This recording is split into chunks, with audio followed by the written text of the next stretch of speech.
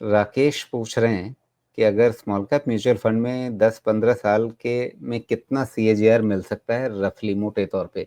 कोई पक्की भविष्यवाणी, कोई गारंटी कागज पे लिख के तो देने वाला नहीं है आपको। बाजार में जो म्यूचुअल फंड चलाते हैं वो भी नहीं दे सकते हैं, लेकिन फिर भी एक मोटा मोटा अंदाजा क्या रहता है कि 10-15 साल पैसा लगा करके रखें स्मॉल कैप म्यूचुअल फंड में तो कितना हमें साल दर साल मिल सकता है।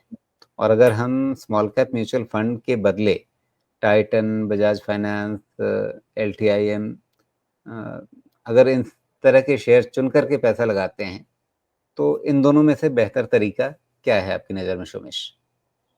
इनको 2 चीज़ समझाना बहुत ज़रूरी है और मे बी जितने लोग देख रहे हैं उनके लिए भी ज़रूरी है। तो राकेश जी, ऐसा है कि आपने सवाल के जो 2 पार्ट किए हैं ना, ये 2 पार्ट ऐसे हैं कि इनको आप म्यूचुअली एक्सक्लूसिव कहेंगे। म्यूचुअली एक्सक्लूसिव का मतलब ये है कि आप दोनों में कोई चीज़ कॉमन नहीं कर सकते। क्यों?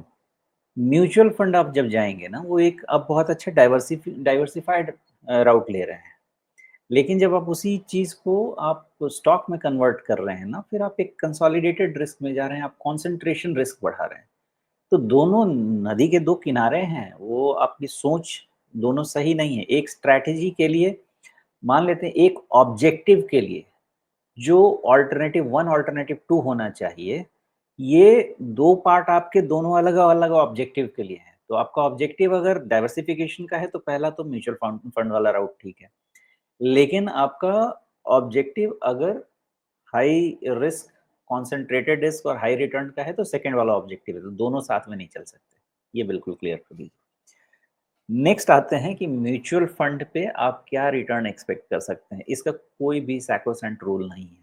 मैं जैसे समझता हूँ, जो अप्लाई करता हूँ वो आपको बताता हूँ। लॉन्ग टर्म सीएजीआर इंडेक्स का, इंडेक्स मतलब निफ्टी सेंसेक्स का लॉन्ग टर्म सीएजीआर आप जो बात करेंगे 10 साल, 20 साल, 25 साल का सस्टेनेबल अगर आप देखेंगे तो आप रफली समझ लें कि 12 टू 14% के आसपास का एक सस्टेनेबल सीएजीआर रहेगा। ओके, यानी ये रिटर्न आप एक्सपेक्ट किससे कर सकते हैं? इंडेक्स फंड से, इंडेक्स ईटीएफ से। लेकिन अगर कोई भी फंड मैनेजर थोड़ी मेहनत करना जी। चाहेगा, नहीं, लेकिन ये इंडेक्स फंड मतलब सेंसेक्स निफ्टी वाले ना? हाँ हाँ, वही बोला मैंने, जैसे ईटीएफ जी। इंडेक्स निफ्टी, सेंसेक्स लेकिन निफ्टी अब तो वाले। आपके पास स्मॉल कैप इंडेक्स फंड भी हैं।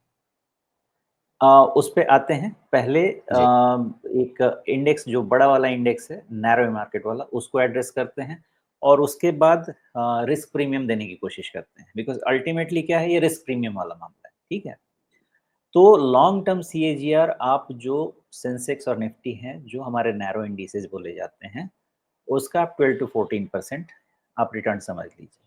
अब इसके अगेंस्ट में किस चीज़ की प्लेसमेंट होती है इससे बेहतर करने की? इसकी प्लेसमेंट होगी आपके लार्ज कैप फंड की, डाइवर्सिफाइड फंड की, जो भी है लार्ज कैप वाले।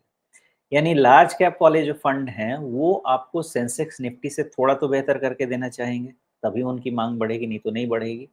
तो आप समझिए कि अगर आप 12 से 14% इंडेक्स या इंडेक्स फंड या इंडेक्स बेस्ड ईटीएफ जो सेंसेक्स निफ्टी वाले हैं, उससे आप रिटर्न की उम्मीद कर सकते हैं। तो आप जो large cap mutual mutual fund रहेंगे, लार्ज कैप फंड्स रहेंगे, डाइवर्सिफाइड फंड्स रहेंगे, इनसे आप 14 टू 15% का सीएजीआर आप मान सकते हैं कि मिल सकता है। हो सकता है कि 15 का 16 हो जाए, लेकिन यही रेंज आपका लॉन्ग टर्म सीएजीआर होगा। तो अब इसके ऊपर आप बिठाएँ मिड कैप फंड को। तो मिड कैप फंड में थोड़ा आप ज़्यादा रिस्क लेंगे, इसलिए आपका सीएजीआर भी इससे बेहतर होगा। लॉन्ग टर्म आप मिड कैप, स्मॉल कैप भी बात करेंगे तो आपको 15 साल से कम की बात नहीं करनी है, क्योंकि बेयर और बुल साइकिल आके उसको नलीफाई कर देता है। तो अगर आप 14-15% के रेंज में आप एक्सपेक्ट कर सकते हैं लार्ज कैप फंड से, बेहतर स्टॉक पिकिंग एबिलिटी जो फंड मैनेजर की रहेगी उससे, उसके अगेंस्ट में आप 15 टू 17% या 16 टू 17% आप एक्सपेक्ट कर सकते हैं कि आपको मिड कैप फंड देना चाहिए। और सेम लॉजिक को अप्लाई करते हुए आप ये उम्मीद कर सकते हैं कि करीब-करीब आप 17 टू 19% का सीएजीआर स्मॉल कैप फंड देना चाहिए। लेकिन ये एक जनरल अंडरस्टैंडिंग है, ये बहुत डिपेंड करता है कि जनरल अंडरस्टैंडिंग इसलिए है कि मान के चलते हैं ये साइकिल चलता रहेगा, एड इन्फिनिटम ये साइकिल चलता रहेगा, ये रुकेगा नहीं। लेकिन आपको ये सेम सीएजीआर मिलेगा क्या? ये तब उस पे डिपेंड करता है कि आपकी एंट्री लेके आप बीच में निकल जाते हैं, भाग जाते हैं, फिर से घुस जाते हैं। अगर ये काम करते हैं तो आपका रिटर्न वेरी करेगा, आपके लक पे भी डिपेंड करेगा। आप आके बोल सकते हैं कि भाई मैंने 2020 में काम 2021 में काम शुरू किया, मेरा तो इतना बड़ा सीएजीआर है। थोड़ा-सा पीछे चले जाइए, 2019 में आपका सीएजीआर गायब हो जाएगा।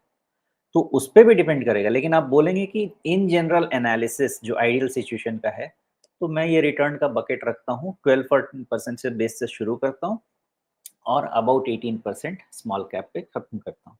ये जेन्युइन एक्सपेक्टेशंस में रख सकते हैं। जी। और शोमेश, साथ में इनके समझने के लिए ये भी ज़रूरी होगा कि अगर वो मतलब ये सोच के चलें कि भई आज मैंने 1 लाख रुपए, 10 लाख रुपए, 50 लाख रुपए जो भी लगाए, एक बार लगा दिए और यहाँ से 15 साल बाद सीएजीआर दिखेंगे। वो एक अलग चीज़ होगी और उसमें लक बहुत बड़ा फैक्टर बन जाएगा कि आज हम पीक पर लगा रहे हैं या बिल्कुल नीचे के लेवल्स पे लगा रहे हैं।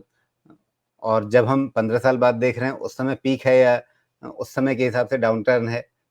काफ़ी अगर हम पॉइंट टू पॉइंट सीएजीआर देखने लगेंगे, तो वो एक अलग कहानी होगी। और अगर इस 15 साल में आप मंथली एसआईपी की तरह से पैसा लगाएँगे, वो बिल्कुल एक दूसरी कहानी हो जाएगी। वो इन्वेस्टमेंट मेथड पे आ गया ना, अभी जो मैंने एनालिसिस करके बताया, इन आइसोलेशन हम म्यूचुअल फंड से क्या एक्सपेक्ट कर सकते हैं। अब हम आ रहे हैं दूसरा कि ये हमारा मेथड ऑफ इन्वेस्टमेंट जो हम एसआईपी लेके आ रहे हैं, ये मैं हमेशा कहता हूँ कि आप ना एक सिंपल रूल बना लीजिए। अल्टीमेटली आपको निफ्टी दिखेगा ना, 37,000 दिखेगा, 50,000 दिखेगा, 80,000 दिखेगा, 1 लाख दिखेगा। एक जनरल मेथड बना लीजिए कि आपका निफ्टी कभी भी 10% करेक्ट करे, आप अपने पोर्टफोलियो में मिनिमम अपने पोर्टफोलियो का 10% कैपिटल इन्फ्यूजन कीजिए। उसके बाद निफ्टी और 5% गिरता है, आप अपने पोर्टफोलियो का फिर से 5% फंड इन्फ्यूजन कीजिए। आपको पता है क्या होगा? 10% नीचे गिरने पे जब आप खरीदेंगे और वही चीज़ जब वापस 10% बढ़ेगी तो आपको 12 से 13% का फ़ायदा दिखेगा। तो आपका रिटर्न ऑप्टिमाइज़ेशन ज़बरदस्त हो जाएगा, आपका एक्सआईआरआर जो बोलते हैं वो बहुत ज़्यादा हो जाएगा। अगर ये सिंपल थ्योरी भी अप्लाई किया गया तो आपको कोई एडवाइज़र ही नहीं लगेगा, खाली आप इतना ही कर लीजिए।